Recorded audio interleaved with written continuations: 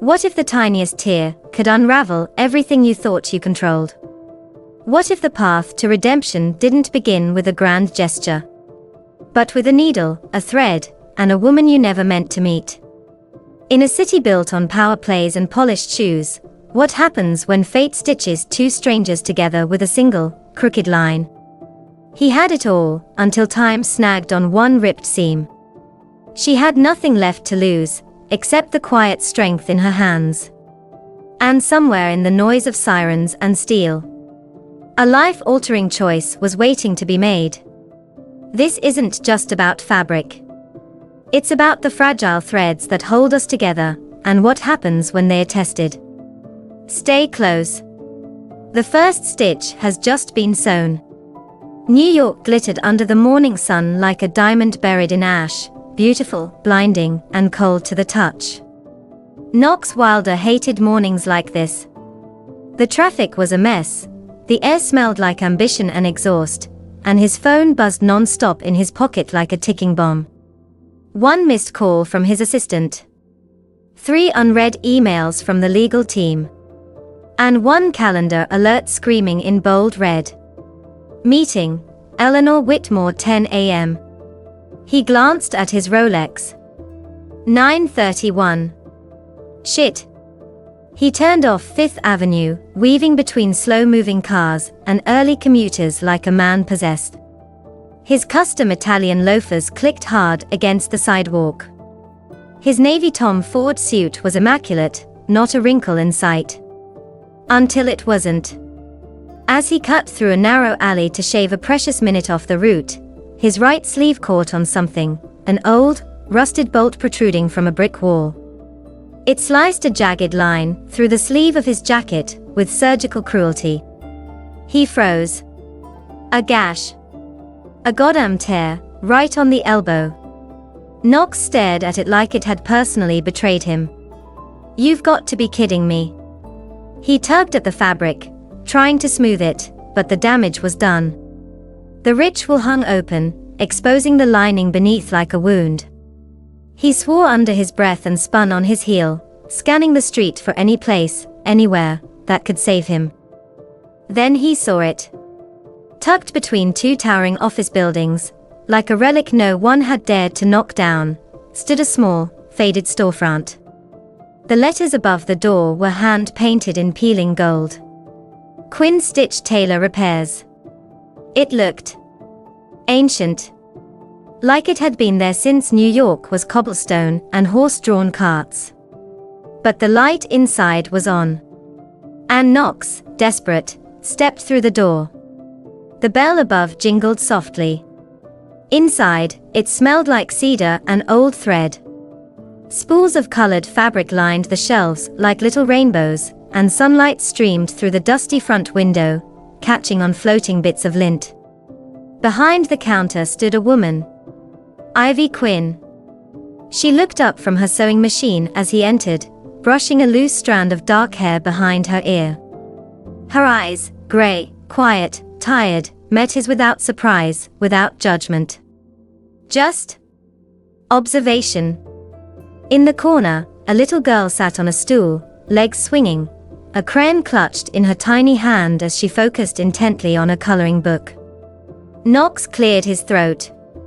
I need this fixed. He held up his sleeve like a child showing a scraped knee. Now. Please. Ivy said nothing. She walked over, took the jacket from his hands with a practiced gentleness, and ran her fingers over the tear. No questions. No small talk. She turned and disappeared into the back room.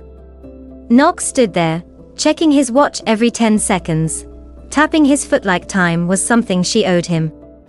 Then, 5 minutes later, she returned. He blinked. The jacket looked untouched. No sign of the tear. Not even a wrinkle out of place. But as she handed it back, he noticed something else, just beneath the elbow, a small, barely visible embroidered pattern. A single stitch of deep navy thread in the shape of a barely there feather. Delicate. Intentional. Beautiful. He stared at it. You did this by hand. Ivy nodded. Machine would have bruised the fabric. It needed finesse. Her voice was soft, like silk against glass. The little girl looked up from her drawing. Mommy makes everything better, she said with a proud grin. Knox looked at her, at both of them. Then, like the moment had never happened, he slipped the jacket on, pulled out his wallet, placed a $100 bill on the counter, and turned toward the door. Thank you, he said curtly. You saved my morning. Ivy gave the faintest smile, already turning back to her machine. The bell jingled again, as he stepped into the blinding light. He didn't look back. But something about the stitch lingered. Like a thread pulling at him, even as he walked away. The boardroom was glass and chrome and silence. Knox sat at the head of the long conference table, the skyline of Manhattan stretching behind him like a painting no one could afford.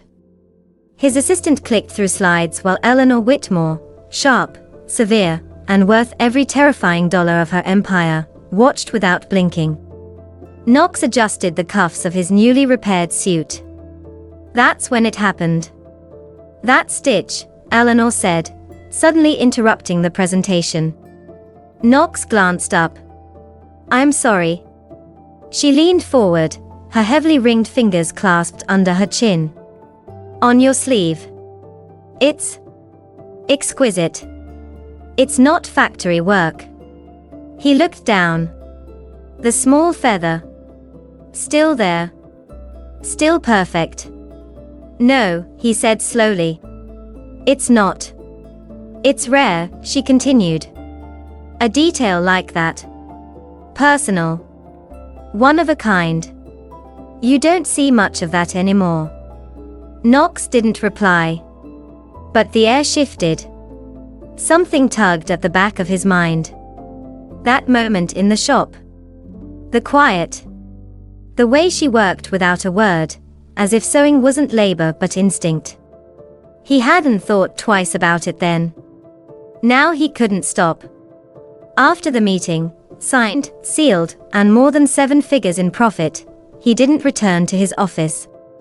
Instead, he sat in the back of his town car, laptop open, fingers moving faster than his thoughts. He typed in Quinn Stitch. A basic site. No frills. Just a phone number, a blurry photo of the storefront. And a name. Ivy Quinn. He clicked again. Then again. And then, suddenly, a familiar logo flashed on the screen. Luxor Textiles Group Design Division. His own company. Or rather, a subsidiary they had absorbed in a merger 3 years ago. A ruthless acquisition. Necessary. Profitable. He had signed off on the layoffs himself. The article was dated 2.5 years ago. Award-winning designer Ivy Quinn departs Luxor following departmental consolidation. Knox's breath caught. No. More clicks. More tabs. Articles. Trade forums. A local interview archived in a fashion blog. She had been a rising star. Innovator. Respected. Then, gone. And then came the final blow.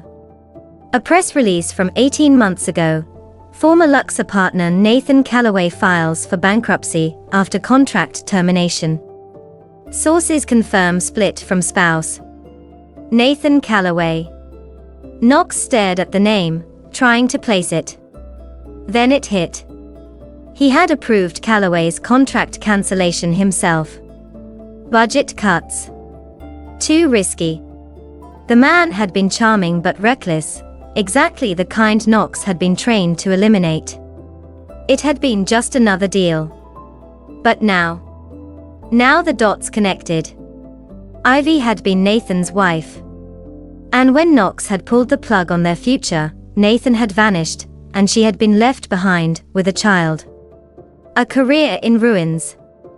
A sewing machine in a forgotten corner of New York. Because of him.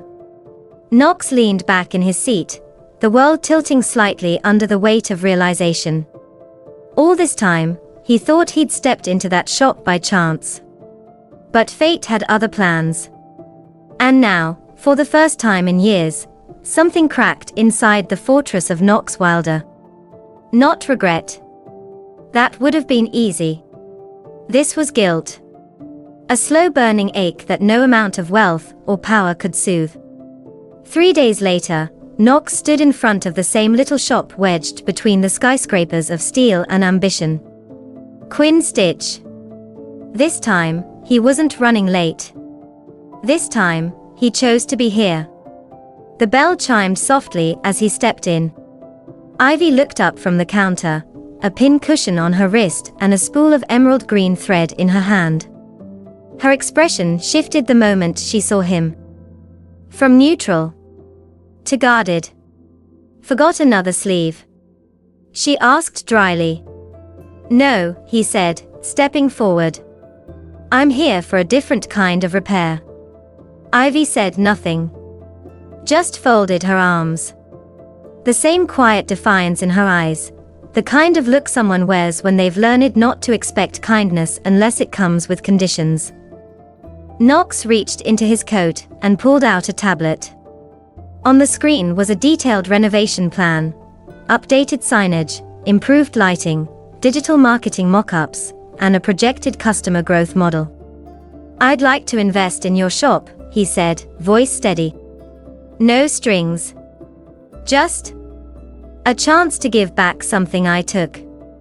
Her jaw tightened.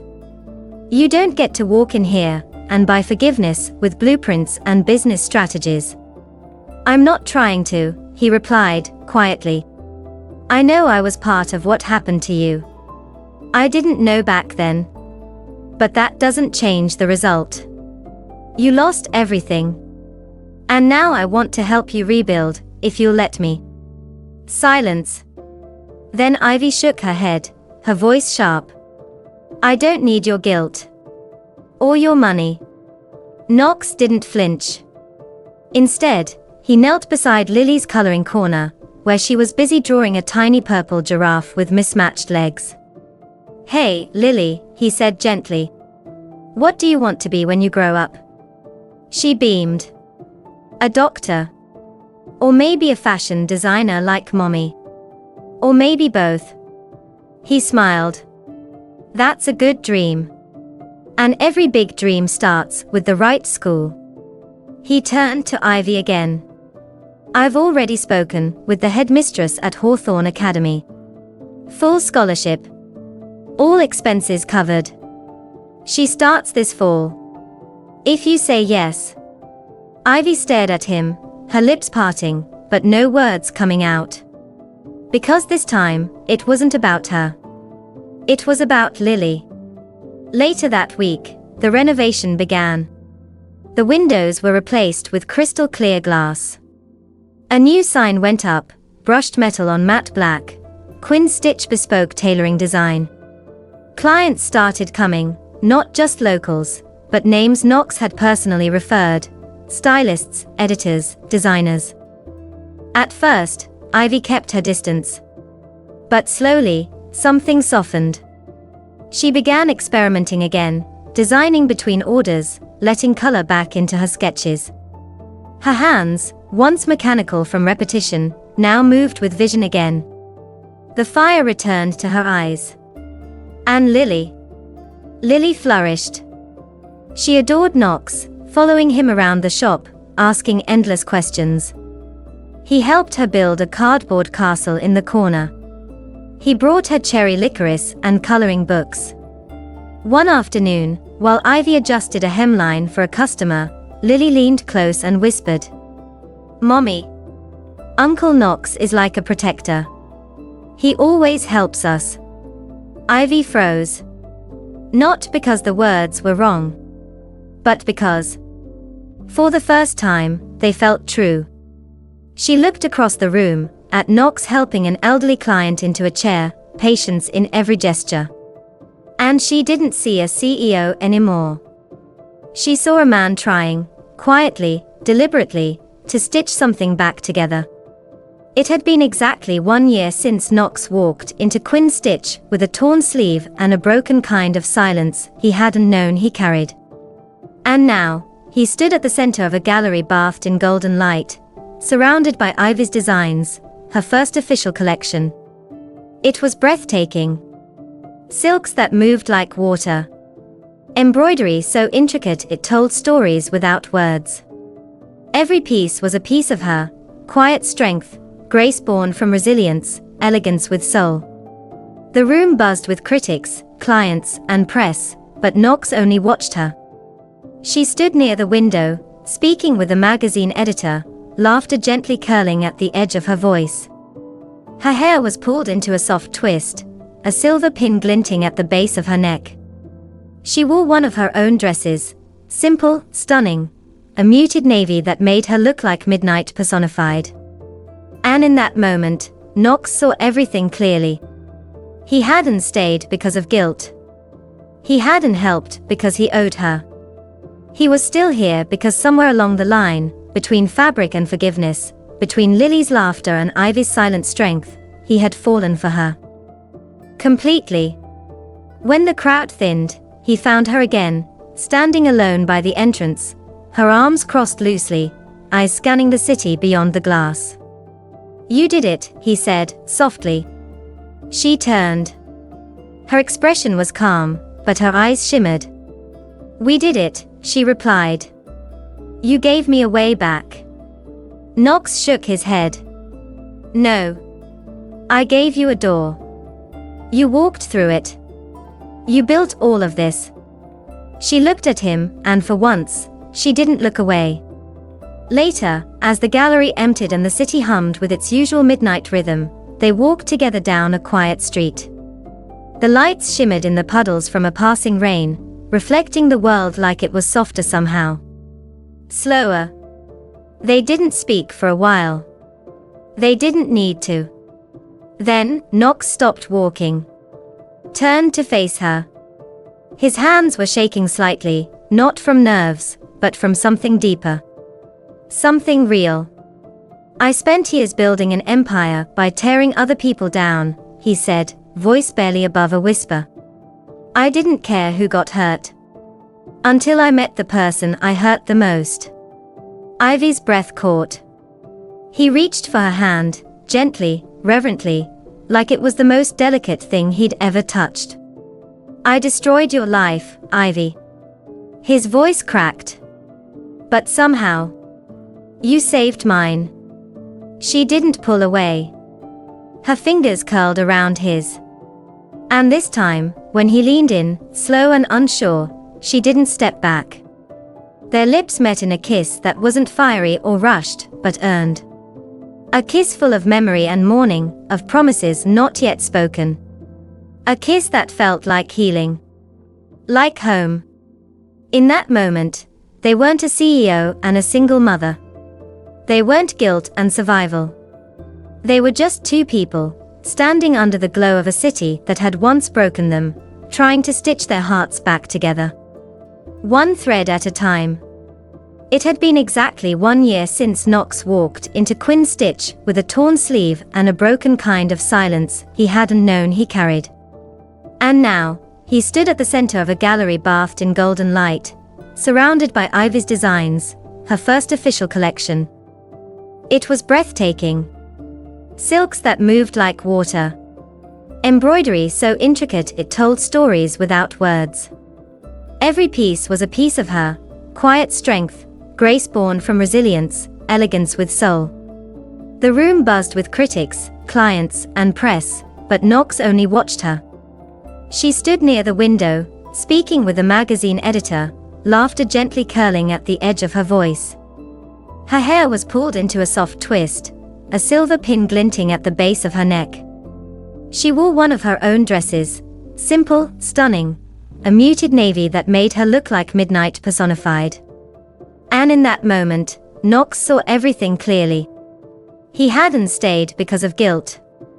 He hadn't helped because he owed her.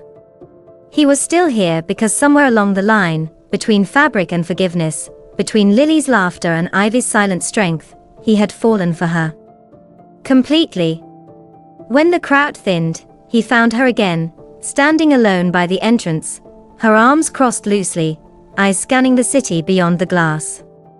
"You did it," he said, softly. She turned. Her expression was calm, but her eyes shimmered. "We did it," she replied. "You gave me a way back." Knox shook his head. "No. I gave you a door. You walked through it. You built all of this." She looked at him, and for once, she didn't look away. Later, as the gallery emptied and the city hummed with its usual midnight rhythm, they walked together down a quiet street. The lights shimmered in the puddles from a passing rain, reflecting the world like it was softer somehow. Slower. They didn't speak for a while. They didn't need to. Then, Knox stopped walking. Turned to face her. His hands were shaking slightly, not from nerves, but from something deeper. Something real. "I spent years building an empire by tearing other people down," he said, voice barely above a whisper. "I didn't care who got hurt. Until I met the person I hurt the most." Ivy's breath caught. He reached for her hand, gently, reverently, like it was the most delicate thing he'd ever touched. "I destroyed your life, Ivy." His voice cracked. "But somehow, you saved mine." She didn't pull away. Her fingers curled around his. And this time, when he leaned in, slow and unsure, she didn't step back. Their lips met in a kiss that wasn't fiery or rushed, but earned. A kiss full of memory and mourning, of promises not yet spoken. A kiss that felt like healing. Like home. In that moment, they weren't a CEO and a single mother.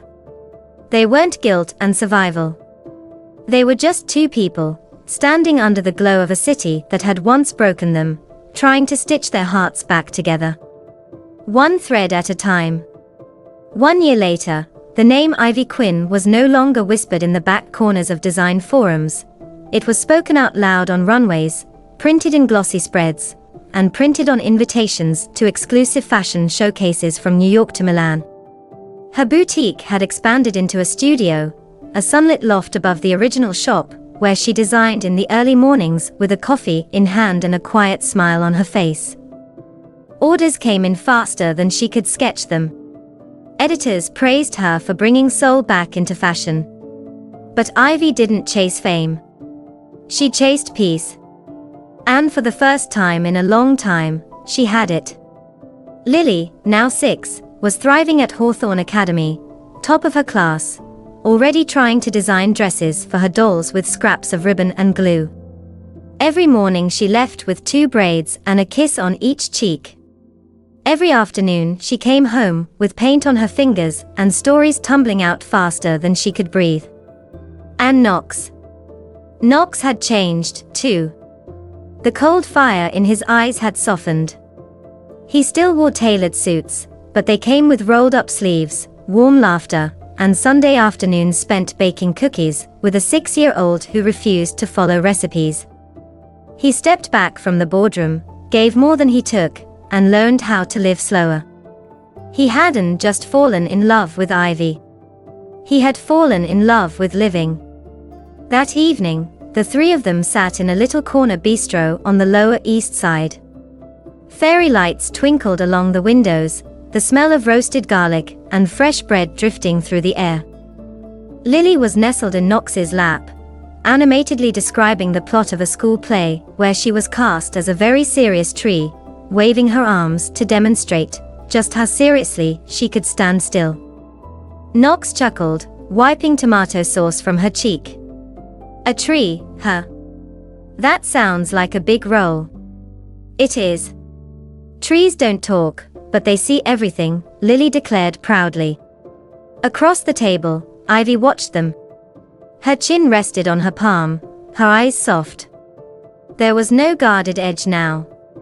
Just warmth. And something else. Belonging. Knox looked up at her, sensing the weight of her gaze. He reached across the table and took her hand. This time, she didn't pull away. She held on. Tight. No more fear. No more pretending. Just them. Just here. Now. Anna's laughter bubbled around their table, and Lily launched into a new story about a glitter-covered dragon. Ivy leaned closer and whispered. It all started with a torn jacket. Knox smiled. No. It started with a stitch. And in that simple moment, filled with light, with love, with the messy, beautiful hum of life, they knew. Sometimes, a tiny tear in the fabric doesn't ruin the garment.